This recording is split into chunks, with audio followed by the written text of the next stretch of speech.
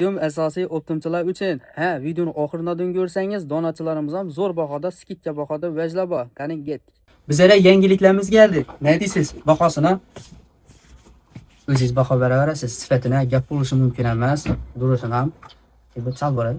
Buning L dan 4XLgacha razmeri bor. Yangiliklarimiz ko'p. Mana bu sog'larimiz uchun yana tekrar kelib turibdi bu yerda. Hammasida yangilikimiz ko'p. Sog'larimiz uchun, ukalarimiz uchun ham shunday yangiliklarimiz ko'p. Bu zo'rdir-ku bu eningizdagi. Buni necha deymiz xalqqa? Buni endi hozir o'zimiz kiydik probati. 360 ming deb sotib o'tiradi. 350 deb turibmiz hozir. Obuna bo'lib kelganlar 350. Obuna bo'lib turganlar 350 ming so'mdan beramiz. Yana yangiliklaringiz bormi? Hozir o'zim kiygan, do'kam zo'r ekan. Shuni svetlari bormi? Svetlarimiz ko'p, har xilisi bor. Oqi bor, qorasi bor, sinisi bor, korishnoy bor, seri bor, ranglari ko'p. Buni zamoklar ekan, bu zamoksizmi bu endi? Bu zamoksizlar. Buni necha deb beramiz xalqqa? Buni 260 ming so'mdan deb beramiz buni.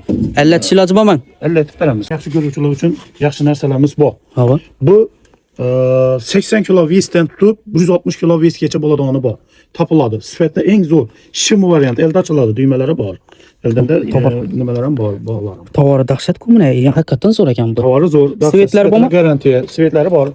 Qora, siniy, qaymoq svet, oq svetlari bor. Hammasidan bor.